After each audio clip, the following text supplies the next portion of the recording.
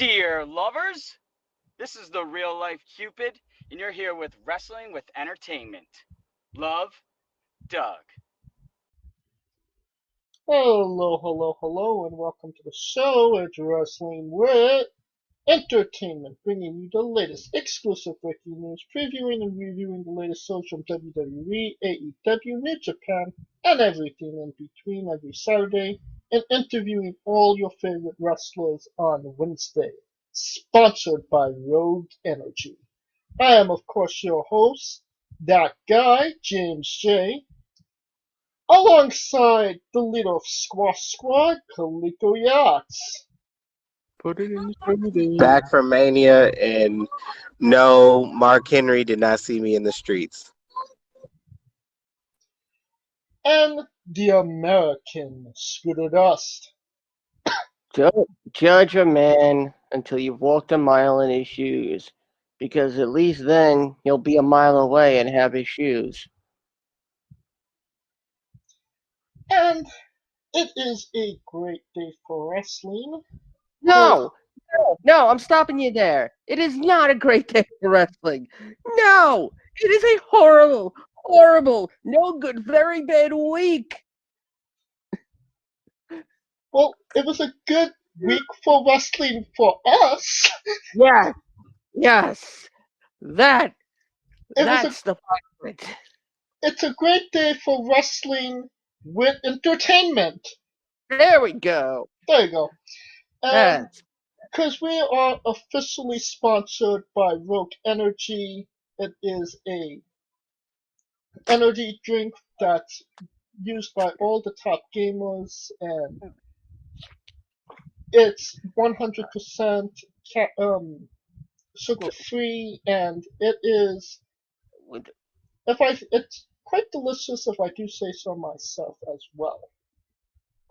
Oh. And if you have never tried Rogue Energy, now is your time. You could use promo code Wrestling with E, and you get 10% off your first order. And if you don't know how to spell Rogue Energy, if you don't know how to spell Wrestling with E, copy and paste, click the link below in the description of the video, or on YouTube and Castbox. It'll take you straight to the Rogue Energy website. Use our promo code, and you help Wrestling with Entertainment when you help our sponsors. So that would be greatly appreciated. Rogue Energy, the only gaming drink company in the world with 4 unique product lines to suit your task at hand, whether it be juices, shakes, smoothies, and everything else in between. Their low-calorie, no-sugar energy formula is the perfect alternative to sugar-filled canned energy drinks and sodas. Their extreme formula provides the most energy, focus, and sports performance possible. Their hydration line offers focus, ingredients without the added caffeine. Drink it anytime you're thirsty. And their shake formula is so delicious. Who doesn't love a cookies and cream, 0-calorie energy milkshake? First and foremost, they've designed every Rogue product line with performance and effectiveness in mind. It is critical that you look at the nutrition panels of drinks when comparing options. There are countless off-brands out there that are presenting low-quality, poorly dosed formulas that amount to expensive caffeine water. Every formula they produce is designed with optimal levels of high-quality ingredients. Additionally, you won't find a powdered gaming drink brand that dissolves better. No need to have chalky textures in your drink. Their taste profiles are unmatched, specifically designed for gamers, athletes, students, entrepreneurs, people with hectic schedules, individuals with low energy, podcasters who can't shut up, people who are health conscious, and so much more. Great as both a pre-workout and as a coffee energy drink replacement. Specifically designed every Rogue product line to be the best gaming drink on the planet. Rogue Energy, more focus, more wins. Seems like Scooter's already hopped up on his Rogue Energy. No, I can just read. Be a Rogue One. And last Wednesday we interviewed Von Vertigo on the show. That was a real interesting one. As much as we covered, there was so much more to cover. Vaughn is such an interesting individual with a lot under his belt. No, Scooter? Oh, without a doubt. And you know what else we found under his belt? A bottle of Rogue Energy. Now, seriously, that injury was Gone with the wind. Without a doubt.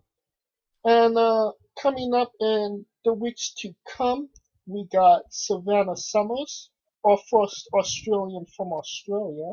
So that should be an interesting one. And also the Globe. From Limitless, our friends at Limitless, Kennedy Copeland, which should be a real interesting one as well.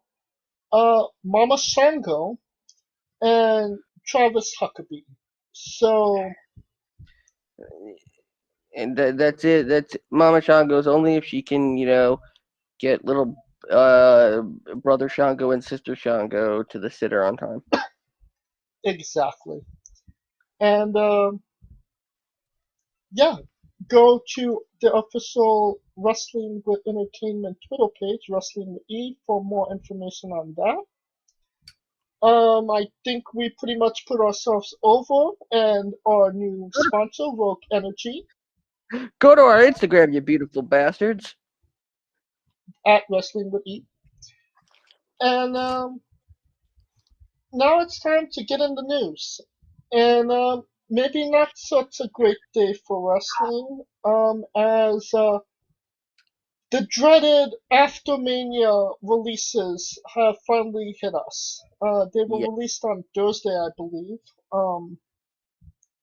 And the ones getting, fired this time around was Samoa Joe, Peyton Royce, and Billy Kay, Mickey James, Tucker, Wesley Blake, Bo Dallas, Chelsea Green, and Kalisto. The biggest names out of those I feel was Samoa Joe and the Iconics, honestly. Yes, without a doubt.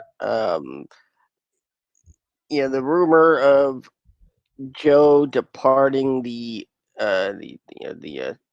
Raw broadcast team made it seem like he was finally going to get back in the ring, Yes.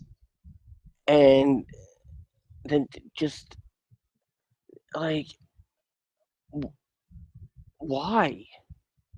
I'm wondering if Joe is the one out of this whole group that asked. It's a good possibility. What about you, Kaliko? Out of those names, is Joe the biggest one, or what are you thinking about all of this? He's the most solidified name, but if you're looking from a bigger standpoint, I say the Iconics because they don't own the name the Iconics or their wrestling names in WWE, so it kind of like, but I feel like that's a dream deterred because they separated them. They were doomed from the start, so it didn't help. This definitely came as a surprise because, she was literally in WrestleMania a week ago. And now she's gone from WWE. Yeah, but with her, it was a bigger shock because she was actually getting over. Peyton, Yes. when Lacey got pregnant, it kind of like knocked her kneecaps off. But I just didn't get why they didn't put them back together because they brought the Riot Squad back together. Why didn't they put them back together? Tag team needed depth anyway. I could probably, I think it might be even safe to say that had Lacey Evans not gotten pregnant, she probably would have been on this list. Nah, because she got bigger. She's got bigger reach as a veteran. They're trying to mold her as the female Sergeant Slaughter. That makes Ew. sense. Yuck. Plus, she's a Marine, so they ain't getting rid of Marines. Semper Fudge. then we got Mickey James, who's been back for quite a number of years. I don't think they ever really gave her anything significant in this run. They were apparently they were testing her out in the commentary booth. But Mickey's deal was really on a more month-to-month basis. So being released, I think that might have something to do with the attempt to try and get Nick Aldis in, and Aldis saying no. And that failing. Yeah. But hey, well, Mickey can get knocked up again and going back to, well, at least now she's got an idea for for an OnlyFans. And Chelsea Green, talk about somebody that never really had anything in WWE, NXT, or she never really got off the ground, did she? Because she got hurt. She broke her wrist, both times she wrestled. She's got That's just injury. That was just nature of the beast right there. I mean, can we say this? How many Royal Rumbles have you been in? Fair enough. Well, I mean, Drew Carey was in a Royal Rumble, so I mean, it's not like it's that big of a deal. It's not like this exclusive club. Oh, the Royal Rumble. I mean, that's literally what it is. And maybe one of the more shocking ones, Bo Dallas as well. I mean, there was, we were even speculating that, Bo may have been the second Fiend. Obviously not the case anymore. And who is Bo Dallas linked to? And because he's got someone, and I can't remember who. Oh, damn it! Who is he? Who's he in a relationship with? I didn't hear that he was in a relationship with anybody. I think he's married now to her. Oh, dang it! No, because somebody was talking about it and were like, "Wow, they're too good for Bo Dallas." Liv Morgan. Liv Morgan is with Bo Dallas? Yes. Man, I'm kicking the coverage there. So, and obviously Bray is his brother as well. Also, another name on that list, Mojo Riley. Raleigh, like Raleigh, North Carolina. I mean, does it matter at this point? I mean, they got what they needed. I mean, honestly, I thought he was already released. I mean, it felt like he was only in WWE to get Gronkowski, and they got him. Kind of had buyer's remorse, and here we are now. No, I mean Gronk was there for Mania, and he just happened to go back to football. Mojo did his job. It just he did change his mind. I mean, when you have a contract, that's why you have contracts, though, right? Wait, I stand corrected. Bo Dallas is not in a relationship with Liv Morgan. They run a real estate company. So a very different relationship. Wow, that's interesting. He won't have to worry about houses. I mean, he can just live in them until he sells them. Yeah.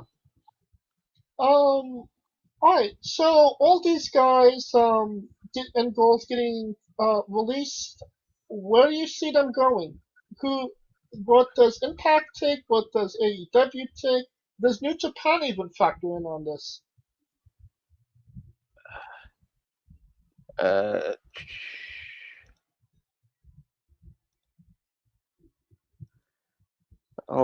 I think somebody wants to speak on this.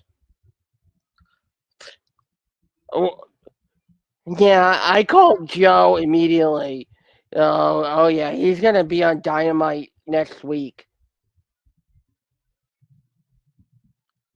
Sounds like there was somebody from The Simpsons here. It's me, Tony Khan. Oh my god, we just asked him to be on the show a couple days ago. Thanks Did for you see coming me? on, Tony. I'm pointing. I'm holding the AEW microphone. Got me on your show here. Now, You realize this is I audio only, Skidoo. damn it, Joe. I don't know if Joe's gonna go anywhere at this point. Honestly, if I was Samoa Joe, I'd be probably disillusioned. I'd go into business with Punk and do something. The quite honestly, this is AEW's biggest shot. As much as we give them crap for hiring the WWE's rejects, they're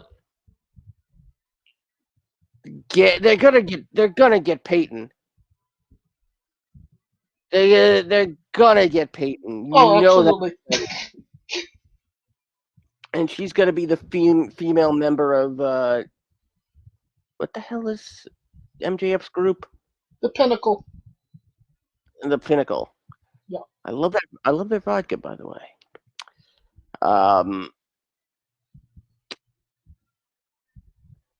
Billy, I don't know. I mean, having a goofy female really doesn't work out anymore. I mean, it seems to work pretty well for her. Yeah, On but WWE. but I mean, their biggest like. Yeah, it's just I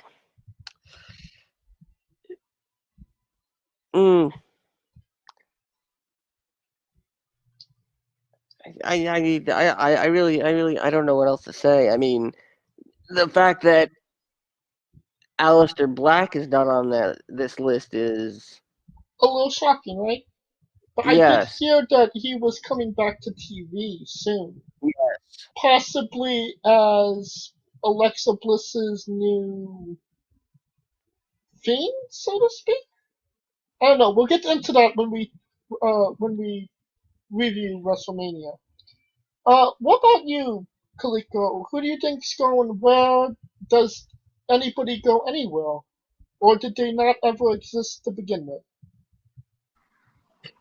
I mean, Tony released the thirsty you up text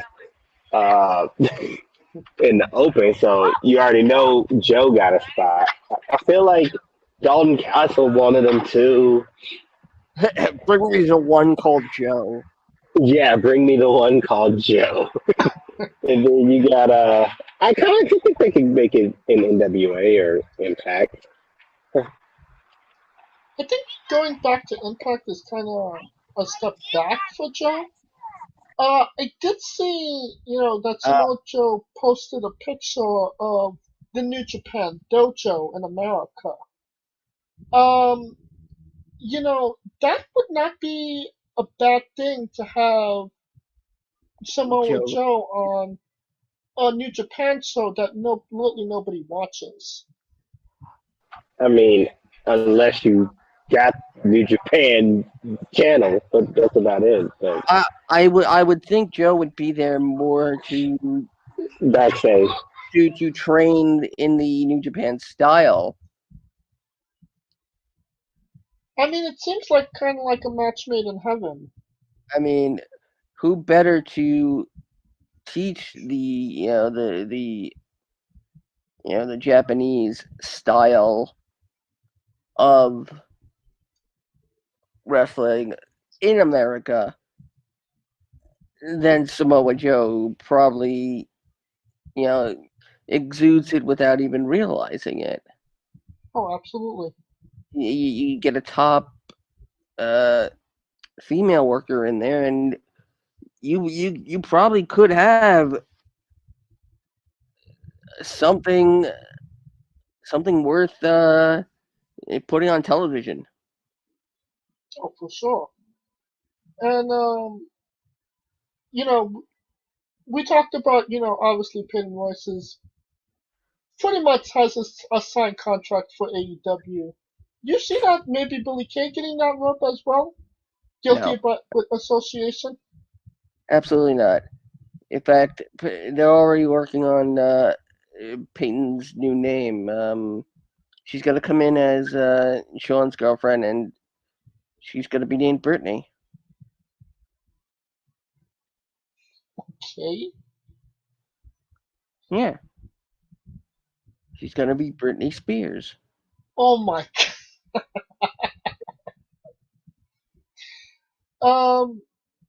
Kalisto might go to AEW, so we could maybe not tell him and Ray Phoenix apart. What do you mean? Kalisto's right here on the show. This is an audio only podcast, Scooter.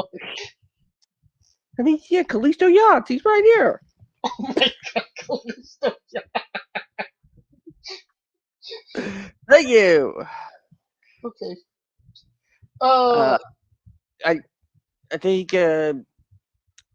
think surprisingly, it's not who was released that might even be the real big story here. The fact that Impact and AEW, more Impact than anything, have hired Mauro Ranallo. I didn't hear that AEW hired him. I only saw that it was Impact. He does the 5 ways to win videos for the Rebellion match between Omega and Swan, and he's now being brought in to call that specific match. That's pretty cool to have Ronaldo doing that. He makes anybody sound like $1 million, even though they're worth $1.50. So, Mamma mia! be interesting to see if this is a one-off or we see him on more. This is, as of right now, it's a one-off. Yeah. But that's a big get for any wrestling company, right? I mean, they are. It looks like Impact is really trying to go all in and go all out too. Why does going all in mean the same as going all out? That's weird. It's like inflammable and flammable. Pick a word. This really,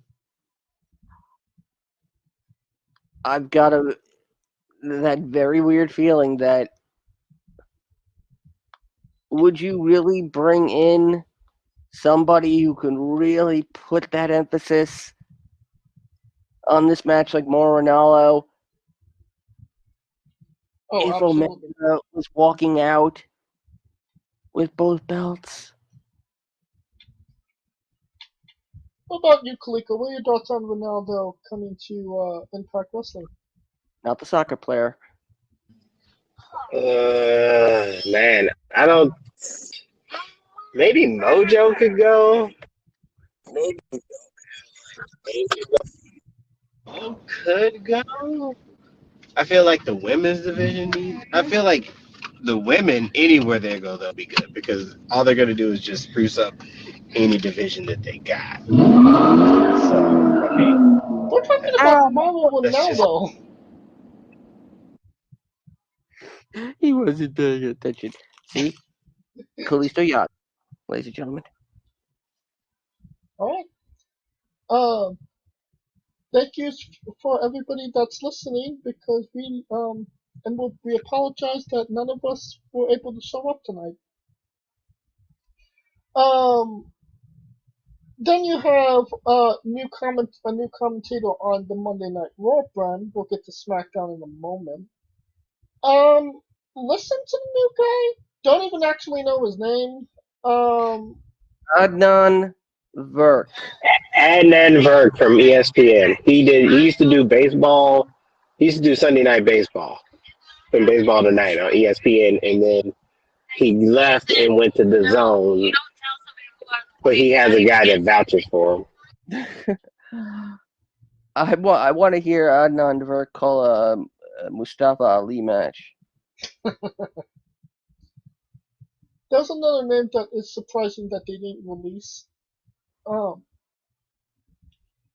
But yeah, honestly, I think it kind of feels like WWE's commentating has been more or less generic for the last 5 years. I mean, they have not had an interesting commentator on their show for a really long time, and I mean that could be just because they're overly produced and kind of their words aren't their own at this point. Or it could be that they just don't have personalities. Am I wrong in saying that, Scribble? Not at all. But they kind of redeemed themselves because the new commentator on SmackDown is Pat McAfee. He got fired from NXT earlier late last year. Now hired by WWE itself. And I honestly think that this is the shot in the arm that they really needed. I see Pat McAfee kind of being that Jerry Lawler figure that, he'll do commentating, but he'll also do matches every now and again as well. No. The only thing McAfee will do is keep the viruses out. But that's only if Vince doesn't let the 90-day trial period expire. And what say you, Khalifa? He needs it, but I would have thought NXT, but it is what it is.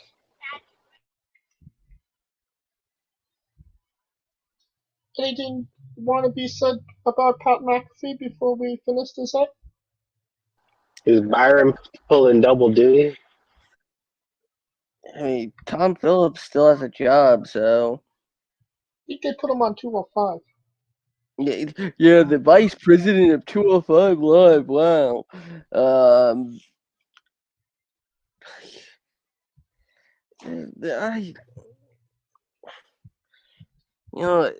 At this point, watch the WWE go down in flames in 5 years. They'll never go down in flames. They're publicly traded. Only if they rise like the Phoenix. Alright, we will conclude our coverage of the news. And we are wrestling with WWE WrestleMania Night 1 and 2 review. It was last week, and if you were smart, how did you listen to it, Scooter? You listen to it on the remix! Only on UMB Sports 2. still available for listening. So, it was a week ago. What, this whole of the show overall, what did you think about it, Scooter? I mean, it did definitely have its problems, and we're not just talking about the weather on night one. But what say you? If I mean, night one was great. Night two was just a clusterfuck of What the fuck? yes. I mean, good God.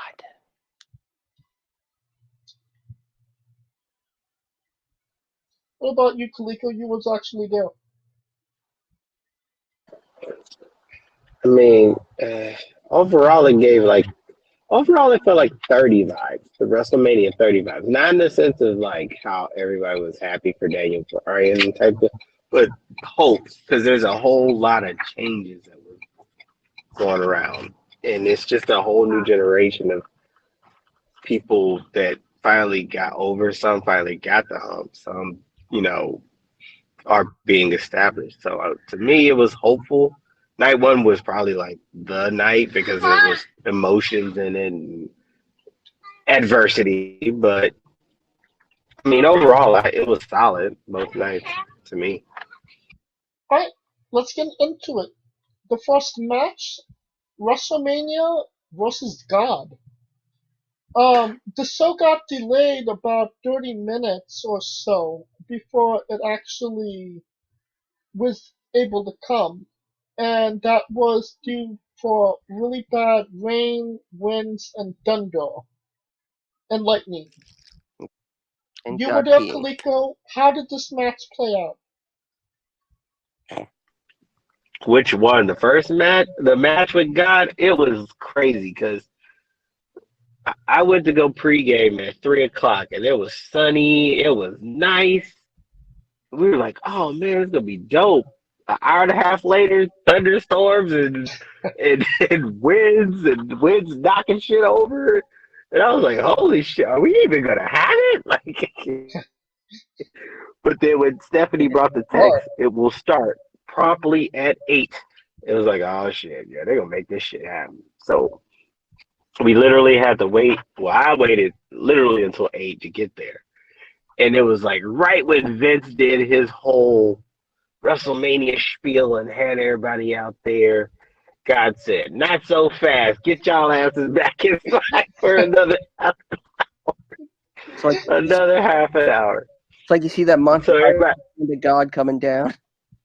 oh yeah. Guy gave up a good fight. I will say that he ended up putting Mania over, but you know he put a fight. He put a fight both weekends because Sunday, just to preface, Sunday it rained all day till Mania started, which was nuts. But the first match, Mania got over barely, you know, with a schoolboy. Alright. And that brings us to our actual first match, the first match in front of a live crowd in over a year. Bobby Lashley defeated Drew McIntyre to retain the WWE Championship in 18 minutes and 21 seconds. Scooter, your thoughts on the match? I told you if they were gonna put the belt on Lashley, they gonna have to commit to it. I'm not surprised. Um, this was. I mean, I'm surprised they went the way they did with how Drew lost to Roman back at Survivor Series by a referee stoppage. Right. I mean, if you know if Randy Orton and The Miz can pin McIntyre for the belt. Lashley can at least make the guy tap. Well, tapping is a bigger taboo than pinning. Yeah. And then again, that's the thing. If Lashley, if the upcoming rematch at the so greatly named WrestleMania Backlash, it's like we're getting a sequel we didn't want. The Snyder Cut? WrestleMania, here we go again. Hey, that's a DMX reference. Here we go again. Actually, that was a Mamma Mia reference, but and that's the other thing. I mean, we wanted to get your view on the unfortunate passing of legend himself a little later. But I mean, if somehow McIntyre finds himself in a match where you can only win by a pinfall, yeah, then clearly he's getting the belt back. But until then, nope. It's Lashley. It's Lashley all the way. Was it a bad match? I mean, also it wasn't wasn't great. It was okay. Now, you said that they put the belt on Lashley and they kind of had to commit to it. Do you think that the whole Bobby Lashley winning the championship in the first place was kind of like a happy accident that kind of blindsided them to not go with McIntyre? Or do you think that this might have been in the works for some time beforehand? Oh no. I think the WWE went through so many writer changes that back when we had friggin' Otis as Money in the Bank, there was a different plan. And then everything else changed. The writers changed. And knowing that The Miz, okay, fine. They lose their faith in Otis. They give it to The Miz. The thing was that The Miz didn't have to cash it in. They could have had essentially two concurrent Money in the Bank cases. Right. I mean, that was the idea, that I thought was originally going to happen. That The Miz was actually going to win two Money in the Bank briefcases at the same time. And in the end, The Miz, yes, cashes it in, gets an 8-day reign, goes back to unfortunately being a joke. We were ready to take The Miz seriously again. But the fact that they literally backed their way into thinking that there's no way The Miz could ever beat Lashley. Right. At least by pinfall or submission. And that was the problem. I mean, they've been promoting Bobby Lashley as a monster for like what? Since August, maybe? It's been a spell since they've been promoting Lashley like this. probably since MVP got with them. Yeah. Yeah. What was your thoughts on the show on that match overall, Khalifa? Going into the match, it felt like going into the match. Everyone that I spoke with prior to the match said the same thing we all said, which was it was set up for him to win, right? It was set up for McIntyre to win. Right. But they want Lashley to win. That was the consensus, especially amongst us, my brothers and sisters, who were like, yeah, I want Lashley to win. I think Drew will win because it's set up for him to win, but I want Lashley to win. Now, I don't know if the mics picked it up, but when Lashley won, every brother that I saw in the house, you would have thought that was the Super Bowl, because you got to keep in mind, this is the first time that a African American walks into Mania as the champion. Like Kofi was an emotional sense because it was literally coming from behind or coming from a position of a catch up. Vice Lashley was coming from the position as the champion. So, and the reason that it kind of is important for Lashley with the reign, because in the sense that we don't know when another black person will get that reign. Keep in mind, we've only had 3 in like last 30 years with WWE side of it. So it was a big deal that he walked out as the champion. And I damn near lost my voice yelling when he won that bitch. Straight up. Now, we have, first of all, we had a match with God, match with the first live match in front of a crowd in over a year. Now it's time for Slippage Mania. Natalya and Tamina won a tag team turmoil in 14 minutes and 7 seconds. Not exactly the story of the match, was it, Scooter?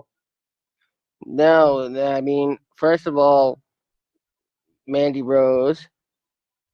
Well, actually, technically no. Mandy fell, and then Mandy rose. And then Dana slipped.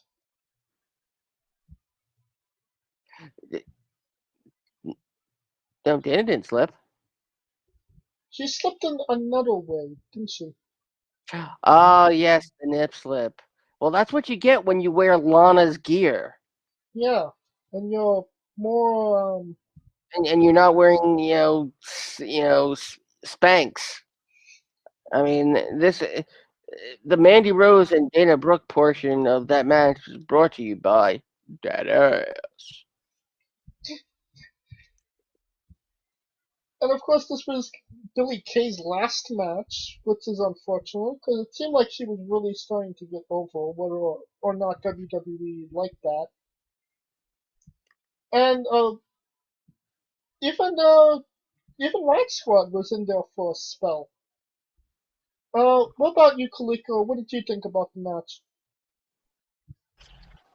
The right group won, although I thought it would have been Lana just for the payback part, but I guess they're beyond it. But Tamina to get their moment at Mania and Natalya to get their moments at Mania as competitors is huge. So that's what I was saying. Like, a lot of people who didn't get that moment got their moment. So Speaking they about got the moment night one.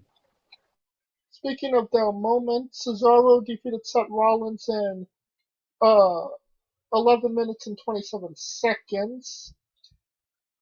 The big question is, does Cesaro actually go someplace after this match, Scooter? And the answer is yes. It does look like Cesaro is being geared up to be Roman's next feud. You mean And Roman's next meal?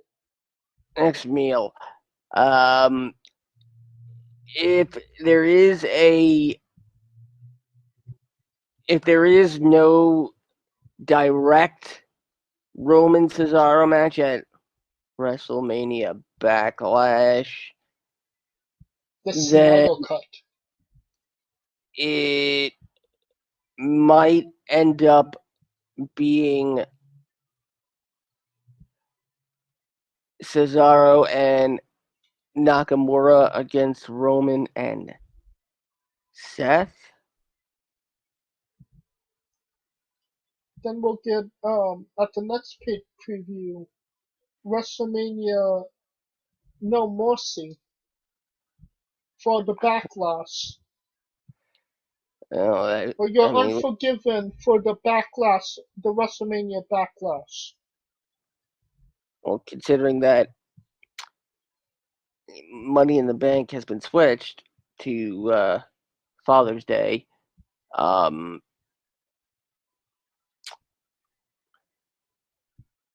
if That was its original place, was June, yeah, wasn't it? yes, I'm glad that they did that.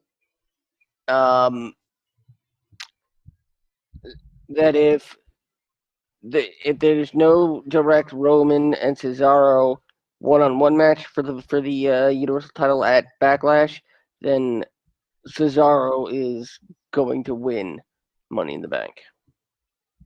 Interesting. What say you, Kaliko? That was the match of the night if it wasn't for Bianca and Sasha. But it was good to see Cesaro get his win. It was good for Seth to play the little video clip beforehand. That was, oh my God, that was funny. But Cesaro needed it, and it gave Cesaro the one thing he didn't have since WrestleMania 30. And in a pretty damn good match at that. Like, it's easily one of the top, I'd say, 3 best matches at Mania over the weekend. I mean, when you have Seth Rollins and Cesaro, I mean, yeah, it's going to be a great match. I mean, I'd be disappointed if it wasn't a great match, right? Yeah, but I just feel like, well, I think, rather, I think people kind of saw this as, because keep in mind, night one, the main thing, top billing was going to be Sasha and Bianca, right? Mm-hmm.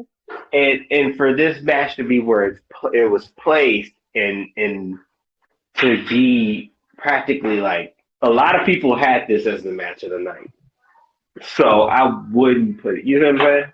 Yeah. Like, so the quality is outstanding, and that's good for Cesaro, man. Like, that means it's gonna put him in the title mix, which is where it should have been. I mean,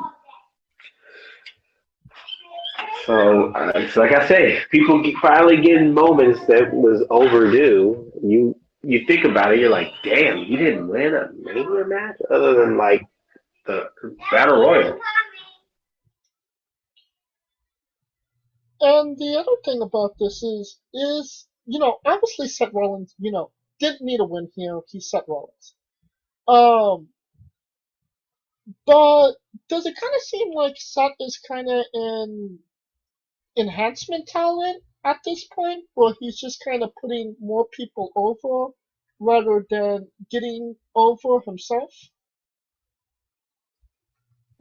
Probably more putting more people over. Because he's established.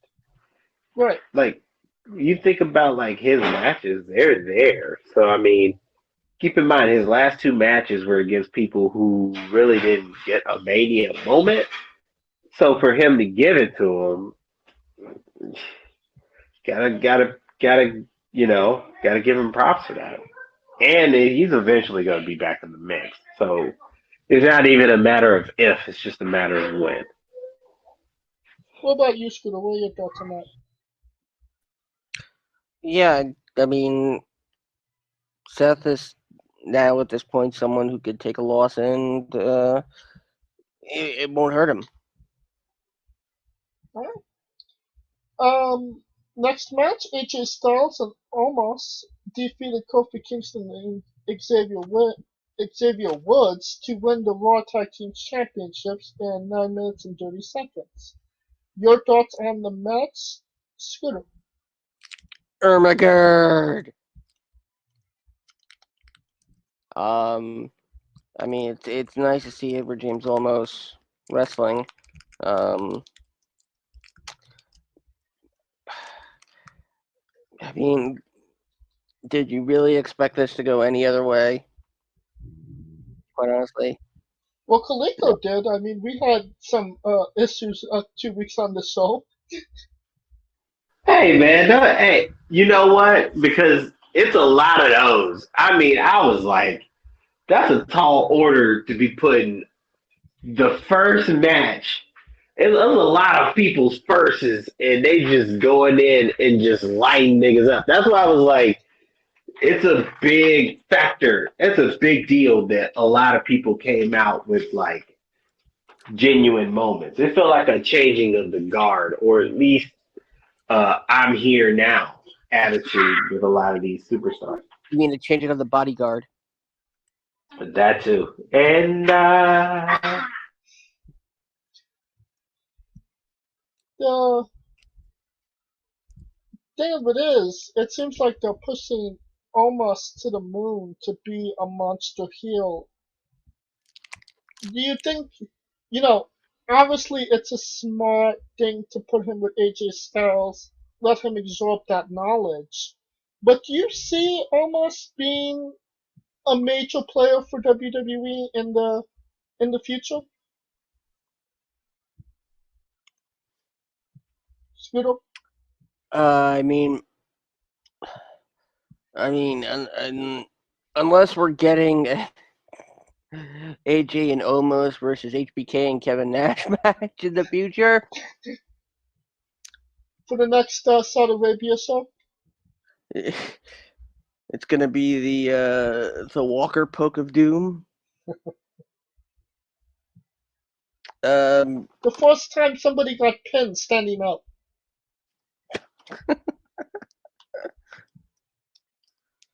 Oh, my quad.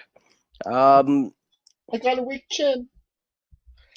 Like, see, at least, I mean, if we had any idea of what Omos could really do in the ring, maybe. But you know, right now he's a one-trick copyright trick. I mean, pony. I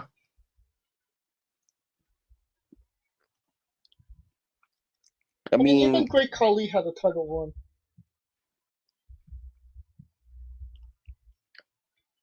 Great Khali's in the Hall of Fame. You take them words back.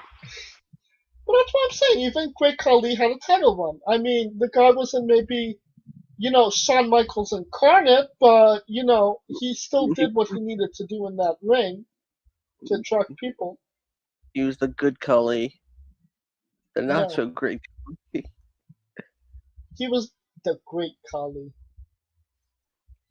I mean, he's no great O'Khan. He's a good O'Khan. Is he a great O'Reilly? No. Next match, steel cage match. Braun Strowman defeated Shane McMahon in 11 minutes and 25 seconds. Actually, really liked this match and how they kind of ended it. What say you, Scooter? I really thought they were going to go with my finish. I think this finish was better, no? I mean, Yeah, but also at the same time, it kind of like, it's like, okay, he easily beat Shane, like we knew he could. There's no real there's no real association for this match. It's gonna be forgotten. Meanwhile, if you had Shane winning through no fault of his own, that to me would have made Braun reaffirmed Braun as the monster that he is.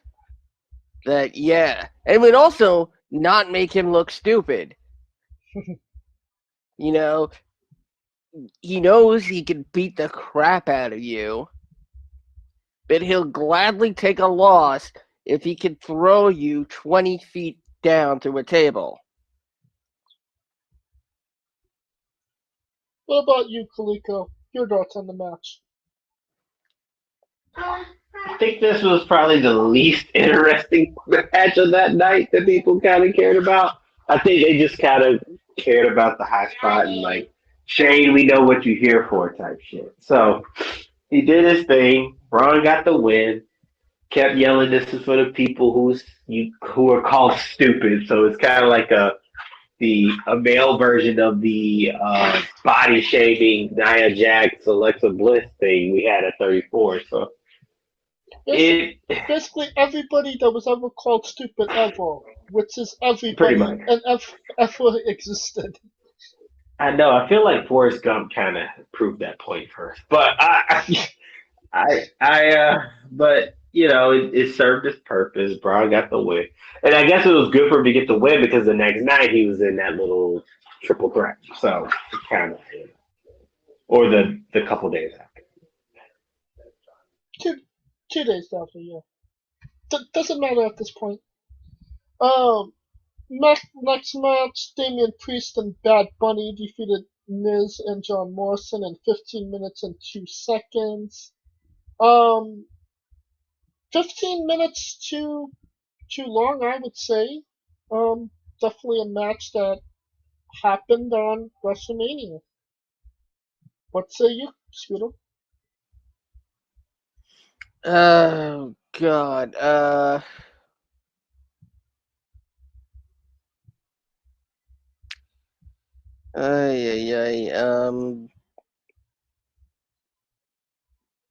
Pass.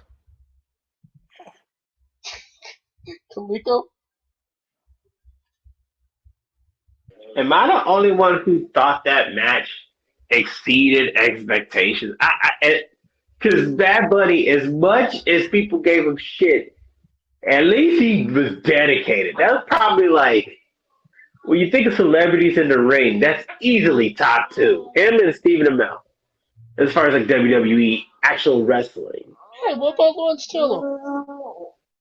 I mean, I give Lawrence Taylor props. However, he's an athlete. You kind of expect it. Bad Bunny, you're not expecting that shit. Okay, fair enough. Like, as far as like expectations compared to outcome, that was easily the top best match for a celebrity. WrestleMania 47, Snooki versus Bad Bunny. And when he hit that Canadian destroyer, Yeah. the place went fucking nuts.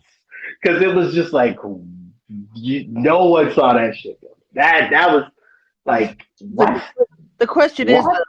is, was that really Bad Bunny, or was that Morrison? It was a little bit of both. It was a little bit of both. Because I will say this, Bunny had to do the flip. Morrison did the flip to get it over and protected his head. And then, I mean, at this point, Bad Bunny, dude, he's on cloud 12 right now. Because the entrance was lit. His entrance was lit. His engagement in the match was lit. Miz gives him respect, so it's lit. The dedication to even do it was, like, usually when you see celebrities like Snoop Dogg, it's like whatever.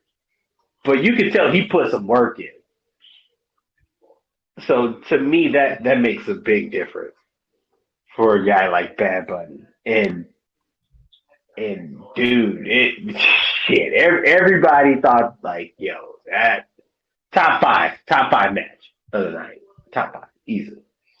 There's only 6 matches on the card, Kaliko. No, I'm talking about match of Mania. I'm talking about overall Mania. That's easily in the top 5. That was like 14 matches. Okay. Well, all right. Well, we know your first pick for Mania Madness 2022.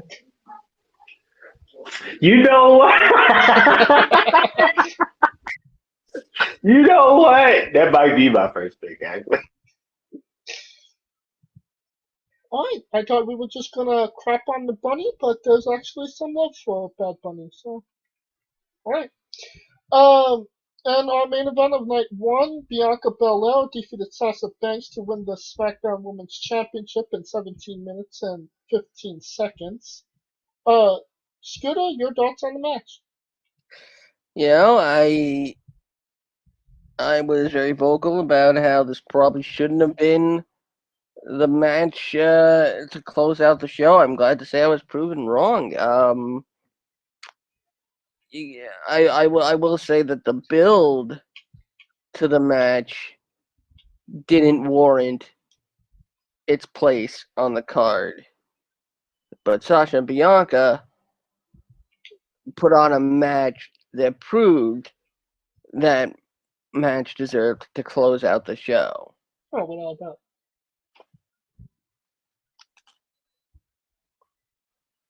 What say you, Kaliko?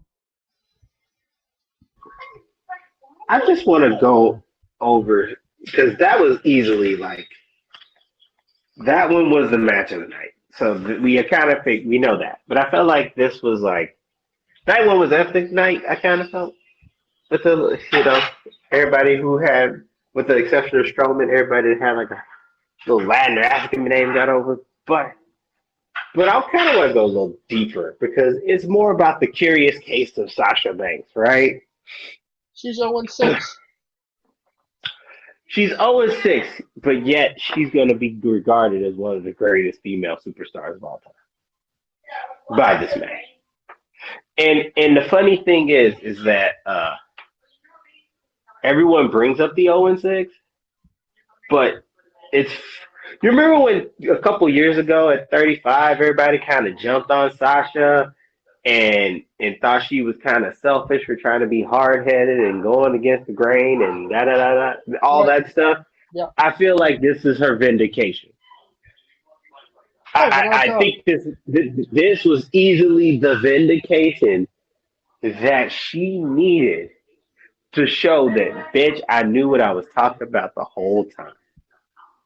And that's why I say it's a curious case, because everything about the way she went about it was probably no different than any other male that did it. I think when she saw 35 pop off with the main event, she was trying to show that wasn't going to be the end of women main eventing, which is why she pushed it so hard, right? To champion women getting the main event slot.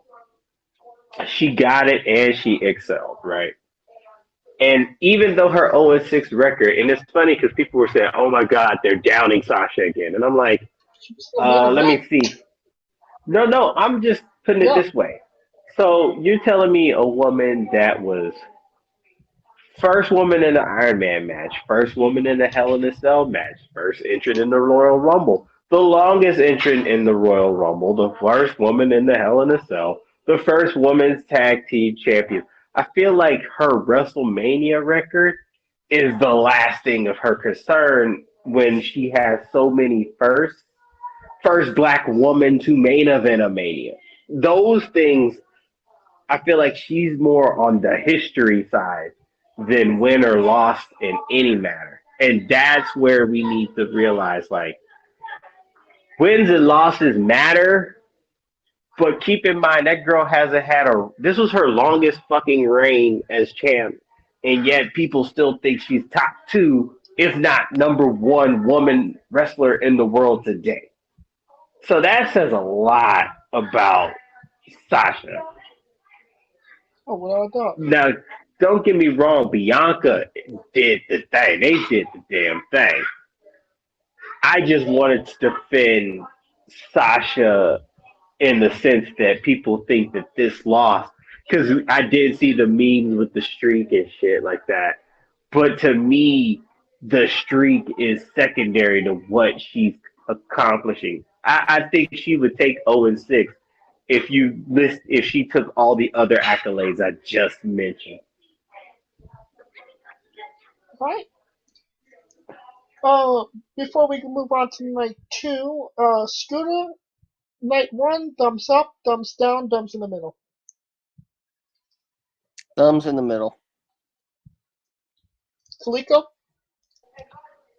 Thumbs up because you had to be there. You had to be there. Night 1 was probably going to be the hypest night because it was the first one in forever, and it was right of them to put all of their eggs in that basket, especially knowing that they were going to have people hyped just to be there. And then when all that bullshit happened with the weather and WrestleMania got the schoolboy on Jesus, so I mean. So when that happened, and Mania went on, the crowd just kind of just flowed with it. So that's why I gave it like this 2 thumbs up. You had to be there, like to feel the 2 impact. thumbs up. Yeah, I mean, 2 things. Because keep in mind, this is WWE's first match with an audience Yes. since,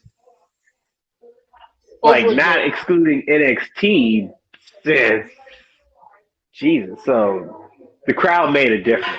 It made a hell of a difference. Well, I wasn't at that show, so I'm going to give it a thumbs in the middle. Now moving on to night 2. Hater. Our first match of the night is Randy Orton defeating the Fiend with Alexa Bliss in 5 minutes and 52 seconds. I don't really necessarily think that the match was the thing that everybody's talking about, but what kind of led to the end of it? Scooter, your thoughts? I think it's obvious to me at this point that the WWE has this weird fascination with killing its own creations. Since 94, brother. 94, 84. Since 1983, brother, when I put my father in the dirt. God.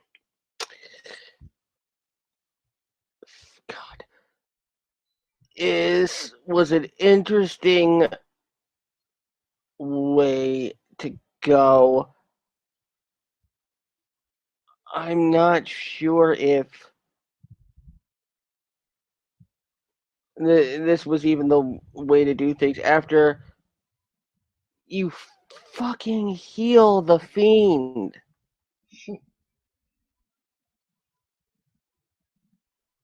You heal the Fiend, and then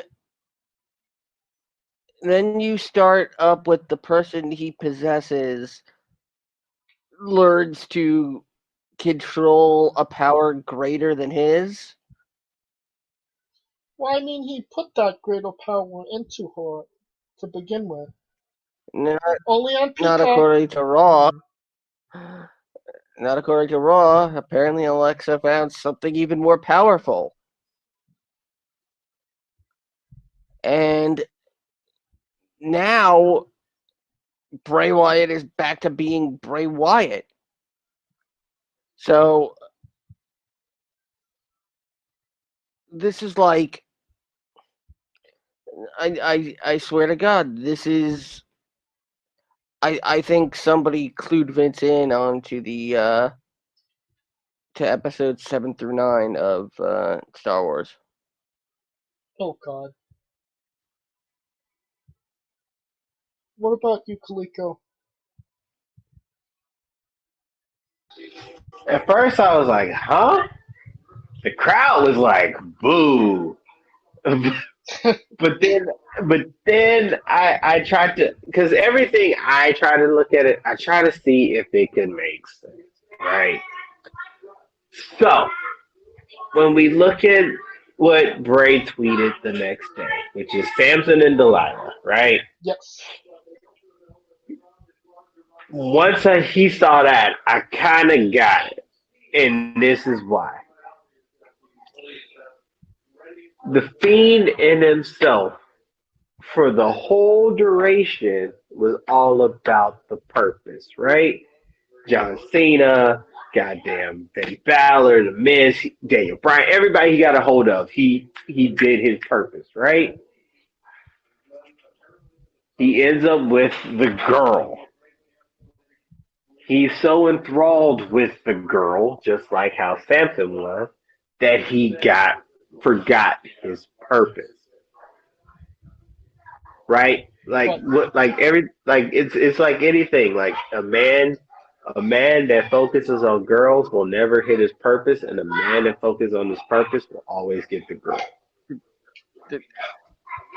So to me, when Bray came out with the next night and everybody was like, I'm glad that bitch is gone type of mode, it lets me know that he was more concerned with the female. Because keep in mind, everything he did was up until, like, at first it was for Randy, but then when Randy kind of was fucking with her, it was like, don't fuck with my bitch type shit. Like, Delilah was hired to find Samson's source of power. That is true. What I'm trying, and that's where it kind of tweaks, because, and I get where you're coming from with that. It's not in the fact that she was hired to find him. It was just the fact that she was the source of his weakness. Right. Because keep in mind, the whole reason he even got burnt in the first place was because of her. I mean, was it though? He kind of intervened on her behalf a little bit. Well, Am I wrong? I mean, it was kind of like a blur between how the Fiend got to his last rivalry with Randy Orton. It was kind of seemed like, oh, it was Drew McIntyre. Oh, wait, no, it's the female. But, you know, I could be wrong as well. But even with that though, like when Randy was fucking with her the whole time and he was coming back, he came back for her. It wasn't like he came back to fulfill his purpose. So when she pops out of nowhere, no shit, he's gonna pay attention because that's his source of weakness. Remember, even Randall knew that. That's why he was damn near getting ready to set her on fire.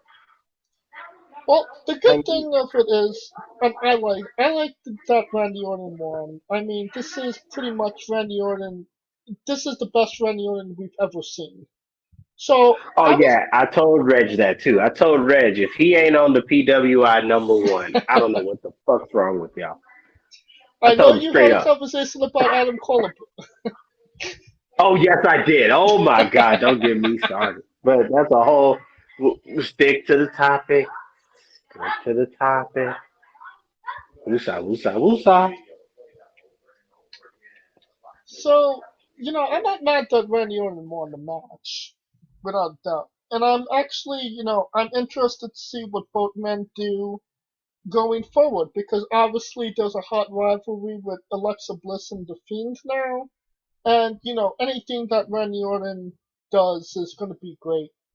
Because, you know, it's Randy Orton. That brings us to our next match, Women's Tag Team Championship match. We got Nia Jax and Shayna Baszler defeating Tamina and Natalya to retain the titles in 14 minutes. No surprise there, Screw? Nope, no surprise at all. Kaliko? Yeah, nobody kind of. Yeah. I mean, the crowd was like, yeah, we kind of just get this shit over with. The Miracles were last night. Yeah, I mean, they were happy for Natalia from last night, that night prior, but then when they got there, like, come on, man, we know the drill. Although it would have been a hell of a shock for them to do it, to pull the trigger, because, I mean, you would think those two are the most unlikely pair to win it, I mean, hell, Kushida went from getting his ass whooped by Pete Dunne to being cruiserweight champ in a week. So, they can't write the pen with that bitch. True. I mean, if Zack Ryder won a championship at WrestleMania, then I mean anything is possible, I suppose. That brings us to our next match: Kevin Owens defeating Sami Zayn in 9 minutes and 15 seconds. You know, a historical rivalry finally getting its WrestleMania due. Maybe not the greatest match, but I mean, still not the worst match on the card as well. Am I wrong, Scooter? Nope. I mean, they tried pulling out all their old favorites, and I mean, it worked for the most part. I mean, if you're having your first show in front of a crowd, I mean, you have two of probably the most liked by the crowd in Sami Zayn and Kevin Owens. And oh yeah, Logan Paul was there as well. Kaliko, your thoughts? I think they were just trying to do the Logan Paul thing, but I mean, it was a good match. I just, where does KO go from here? You know, that's the question. Where does Sammy go from here? Where do each other go from there? Is the bigger question. I think that's always the question.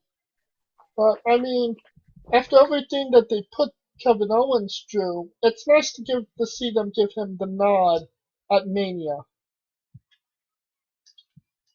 I And mean, he got it last year. He jumped off the fucking sign, remember? I mean, but yeah, but like all late last year, going into the beginning of this year, he's been putting Roman Reigns over. You know, showing that Reigns is like this monster heel. So I mean, I yeah, wouldn't go monster heel. Like, the shit Reigns been winning by. Like, it ain't like Roman Reigns now is probably more dependable on people than he was in his face run. Like, his face run, it was like Teflon at that point. But his heel run, it actually, like, it's some circumstances where shit could have been different. Shit changed like 1 or 2 seconds different when Kevin Owens would have won. I mean, well, not that Kevin Owens won, but like he was the guy that put Roman over, gave him a couple good matches, kind of solidified that run. That's how I kind of felt of it, and this is kind of rewarding him for it, giving him a little WrestleMania moment. I question whether or not stunning Logan Paul was a part of the plan, but I'm definitely happy it happened, right? I mean, Probably. if Kevin Owens then took a camera and kept it focused on Logan's unmoving body, that would have been more appropriate. Alrighty then. Next match, Sheamus defeated Riddle to win the United States Championship in 10 minutes and 50 seconds. Honestly, I think this was one of the more underrated matches. Yeah, this wasn't supposed to happen. Right. There was a couple of matches that wasn't supposed to happen the way that No, they happened. yeah. I mean, Riddle was supposed to retain. What do you think happened?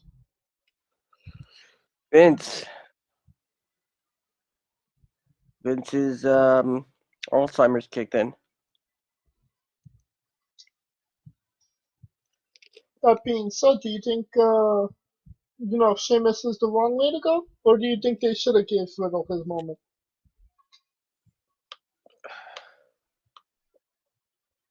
I mean, I immediately thought that,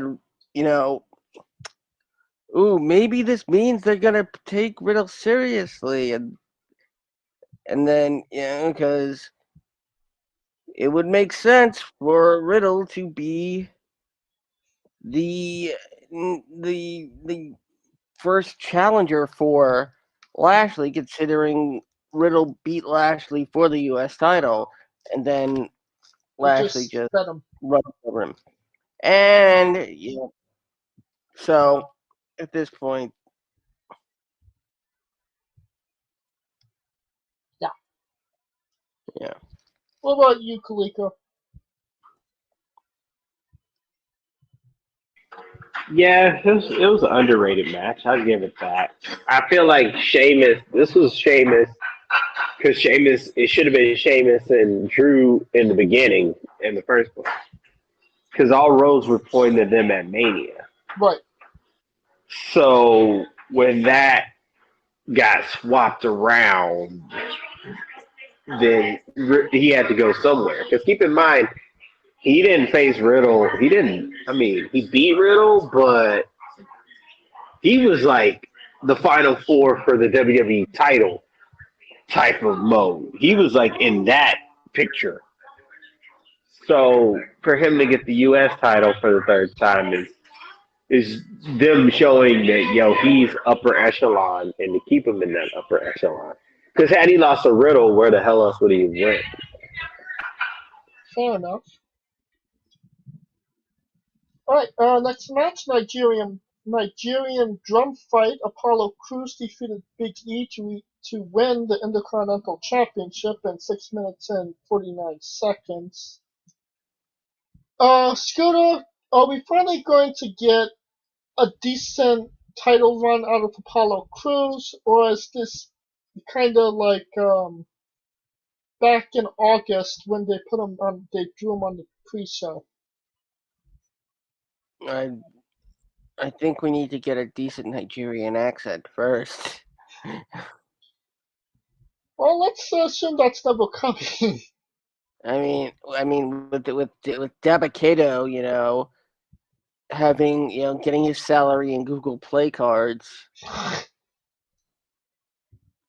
and of course, Cruz has his office where Dabakato sits and convinces old women that their computers have viruses. That's where the real heat comes in. I mean, I'm really kind of upset there wasn't like any like giant comical orchestral drum. Did it disappoint you? Yes, I mean, I would have loved to see that comical. Oh, he got stuffed in an actual drum in a Nigerian drum fight. I mean, which is let's face it, it's a lot different than a South Compton drum fight but it's basically just pickle tubs. Right. Can you taste the dill, bitch? I mean, that might be an accurate description for. I mean, this might have been the only surprise the entire weekend with Babatunde Dabakato, Baba Canoes, Abracadabra, and do you think I'm sexy? Please let me know. I mean, the fact that where the hell did they go to find that friggin' uniform? I mean, did they actually call the Great Power Udi? No, they went to Uniforms or Us. Duh.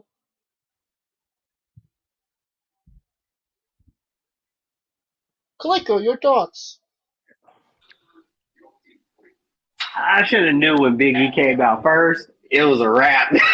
It's always like when the champ comes out first, I'm like, that ain't a good look. Well, I mean, he did come out to a rap.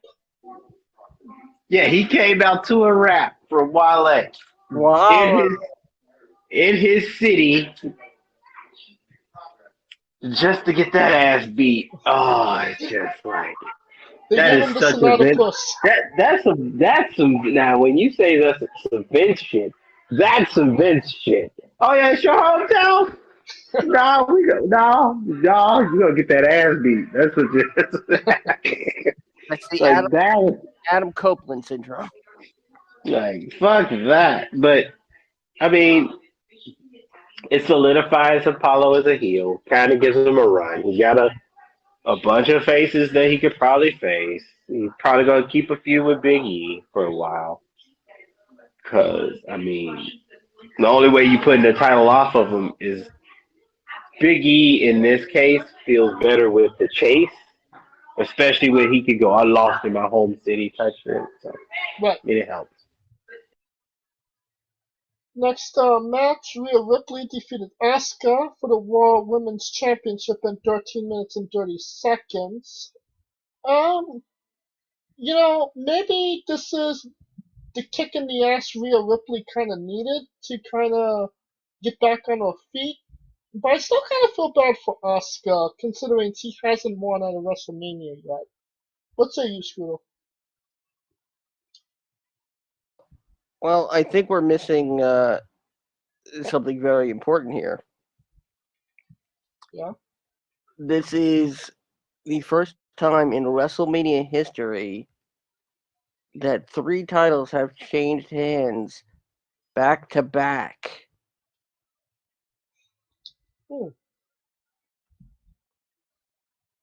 Interesting. I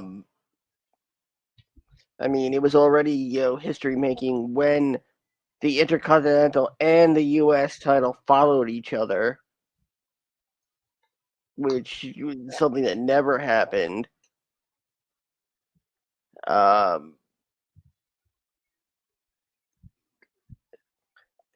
It's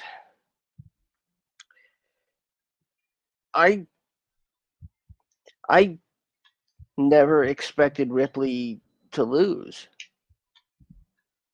Yeah, people said Asuka was going to win 2 weeks ago.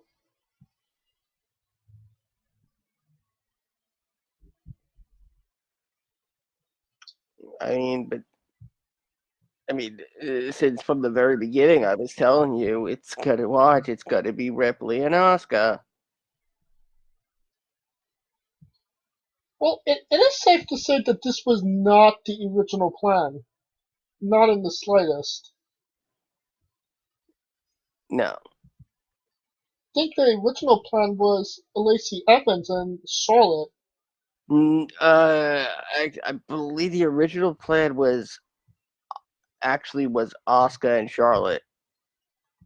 No, I think that was the second plan. It was either Asuka and Charlotte or Asuka, Charlotte, and Rhea. Well, it doesn't matter. This was the match we got. Do you see that this actually being a decent one from Ripley?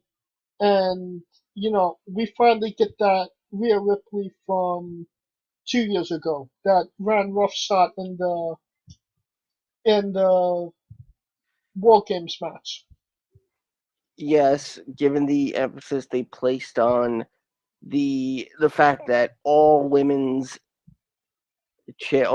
champions were the pride of NXT or are the pride of NXT.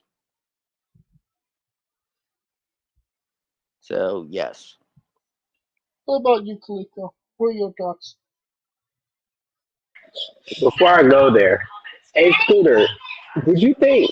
And I don't know if you got to look this up, but wouldn't this be the most title changes at a WrestleMania ever? Would this be? I mean, are we counting the hardcore title? Let's just say no. And are we counting WrestleMania as one event? You know what? Sure, why not? Wrestle Kingdom was one event. It was 2 nights, but one event. So that's why I'm thinking, not including the hardcore title, and I'm talking about actual sanctioned matches. Yeah, this is definitely the most title changes at a WrestleMania we've had in quite some time. I think the other thing is this is also the most title changes at a WrestleMania where neither of the big two changed hands. WWE and Universal. Yes. So, Kaliko, you want to talk about Ripley and Asuka, or should we move on to the last match? I mean, I'll talk about it because I thought, man, when Asuka came out, I thought she was going to win. I was like, damn. But, I mean, she had it for a year. I guess Ripley beating her makes her credible. But the big question is, Ripley's bar is not going to be her reign. How long she reigns, her bar is going to be who. Because you already know who is coming for that ass. So that's the bar I think that she needs to hurt. That's going to be her biggest bar. Charlotte is going to be her biggest bar. Hurdle. I think if she beats Charlotte, then after that, it's easy sailing. But if Charlotte comes back and wins it, it's a whole nother game. And that's just be the one person that she can't beat. Because Asuka could chalk it up to I beat everybody except the girl that I never really fought.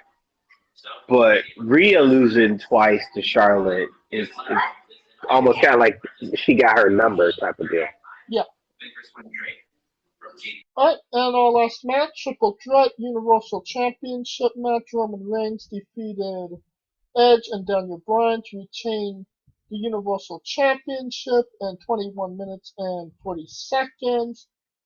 Roman Reigns finally getting his WrestleMania moment. Scooter, your thoughts on the match?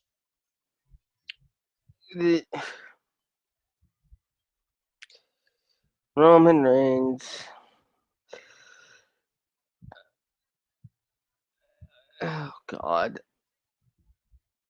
As much as I wanted, there's a point where surpassing as a heel just makes you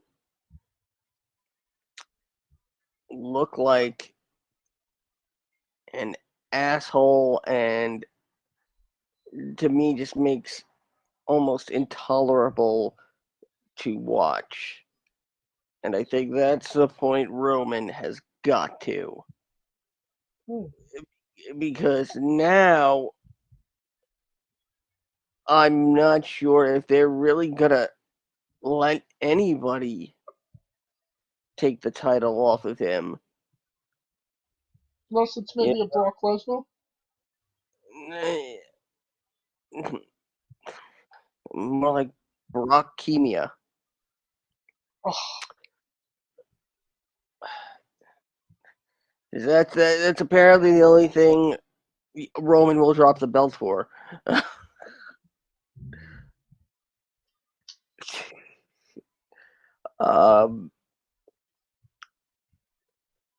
Whoever came up with the finish of pinning both of them is a fucking douchebag.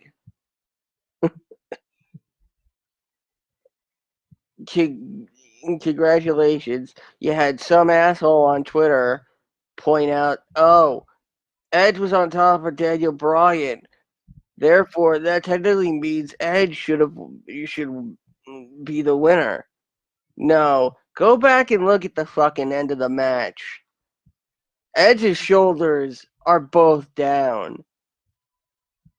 Do you remember at the end of 2003, Shawn Michaels, Triple H for the World Heavyweight Championship, Monday Night Raw, very vividly.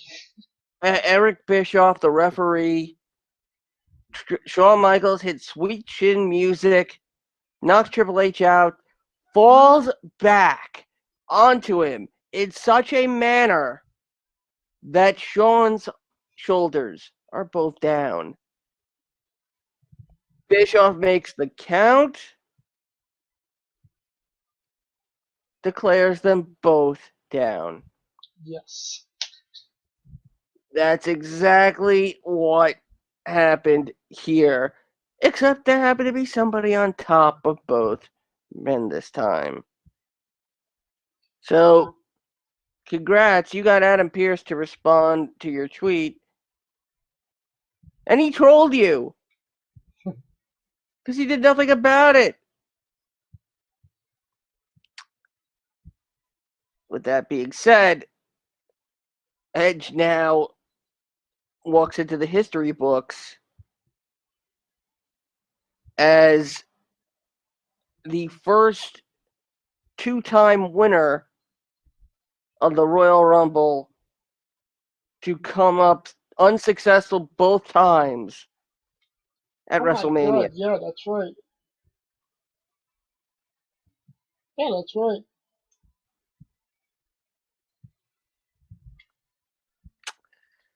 So, that's all I got to say about that. Kaliko, what do you got to say about that? That being said, to see Edge like come out, bro, and for the first time in 10 years, like, dang. Keep in mind, April 11th, 2011, he gives up the title and retires. April 11th, 2021, he walks into Mania in the main event. That's right. Like, that is fucking eerie, yo. But to see him come in, bro, it just felt right. A lot of people thought Daniel Bryan was gonna win. I don't know why. Probably trying to get a repeat of 30, but Because heels don't normally end WrestleMania. well, like I said, my biggest thing was this was the first time Roman was coming in from the champion spot. Like he's always been the challenger. No, he was champion when he wrestled. No, Lesnar was champion. Yeah, that's right. Yeah, 31 Royal Rumble winner. 30 as well. 34. 30, 34 challenger. 32 challenger. So he had to perform, and he did. Man. He was the cocky, asshole, arrogant dick that everyone hated, and it was pretty good to see. Someone poisoned. Because he told everybody what was going to happen. So can't get mad when he makes it. He Babe Ruthed it. Yeah, he Babe Ruth that bitch. Yo, he called his shot. Like a dude going into a model's DMs and getting the digits, he called his shot and made it, baby. If you can hear us, somebody put some eye drops in this pineapple juice. Okay.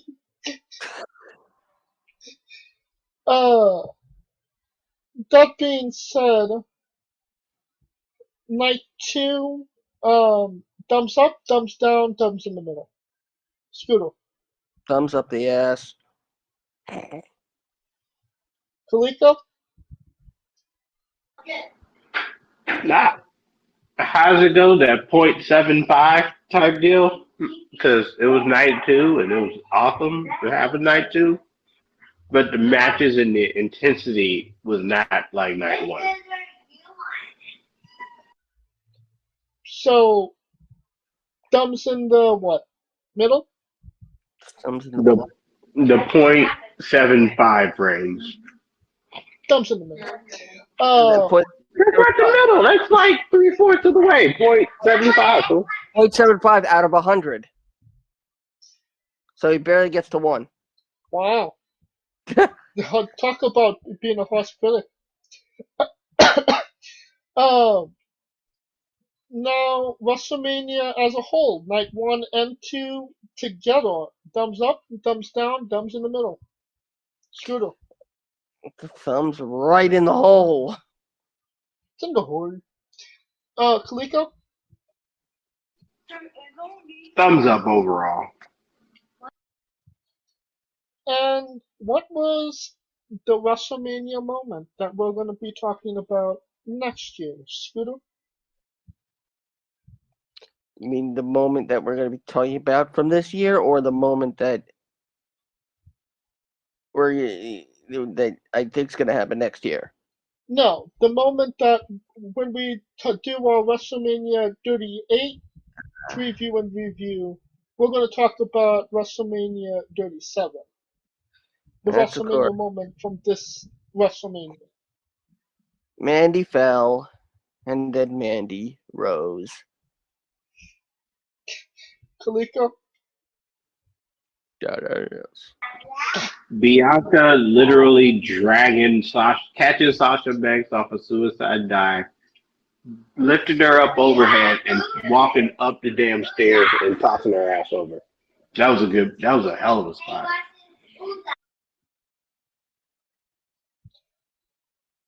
Would I be a complete heel for picking Kevin Owens stunning Logan Paul? No, the world cheered when that happened. Yeah. Oh yeah, also the Bad Bunny Canadian Destroyer. That too. People were hoping there was going to be one less Paul brother in the world. Oh, without a doubt. I mean, yeah, you also have to understand that with the sale of Fight TV to Triller, this is Triller. Just when NWA got on there. Yeah. And they're booking a whole bunch of like celebrity versus MMA fights, and it's who's it? It's Logan Paul against what's his name? Askren? ASKREN or M, something like that. Yeah, Ben Askren, the guy that got kneed by Jorge Masvidal in like 3 seconds. Yeah, that's the first big fight there, and they're advertising on this. So, I mean, you know, I really, I might sound like a horrible human being, but I really wish, I really wish Logan Paul would have got Christopher Reeved. Oh God, that's not nice. He is a terrible human being. And I'm pissed at the fact that there were any number of internet celebrities. Like, you know how much better press you probably would have had if you had, say, PewDiePie? Friggin' Markiplier? Jacksepticeye? Probably just got the nod because he was a Paul brother, like you said. Plus, he was also on... He was on The Masked Singer, right? Yes, he was eliminated. The week he was on SmackDown, he got eliminated from The Masked Singer. Who the fuck cares, honestly? I do. I'm a devout Masked Singer fan, and I pride myself on getting every guess right. I am very rarely wrong about the Masked Singer. Okay, this is how I see it. If it's not WWE and you bring in a celebrity, why should I care? And if it's a YouTube celebrity, then for sure I don't give a shit. That has always been my reasoning when it comes to when they bring celebrities. So yeah. Alright. I think the main WrestleMania moment for the whole shebang is probably Bianca winning the championship. Would I be wrong in that, or do you think Roman has a claim for that because he was the ending of all of it? Scooter? Bianca. Deadass. And that will conclude our coverage of WrestleMania Night 1 and 2. Join Stay tuned us. 3 and 4. That's next week. Join us this Wednesday as we interview Savannah Summers. Until then, please like, subscribe, comment, and get your Rogue Energy. Use promo code WrestlingWithE for 10% off. You help us by helping our sponsors. Rogue Energy. Drink it, then convert it to pee. Be a Rogue One. And you can also follow the show on Twitter for all the news and happenings. At Wrestling with E on Twitter and Instagram. And you can follow us individually on Twitter as well. I am at JamesJ993. Where can they find Carlito? I mean, you can find me trying to recover because this WrestleMania blues is real, man. At I am Kaliko. Where can they find Scooter? They can find me behind them making a slight incision between the 4th and 5th vertebrae in their spines. And they can find me on social media, on Twitter, at Scooter Dust, and holding it down for the UNB network at UNBS Wrestling. Alright. For Kaliko Yacht, Scooter Dust, I'm James J, and this has been Wrestling with Entertainment. I need a drink. Hey folks, this is the Colossal Mike Law, and you are listening to Wrestling with Entertainment. Enjoy the show, support these guys. We appreciate it very much. We'll see you at ringside.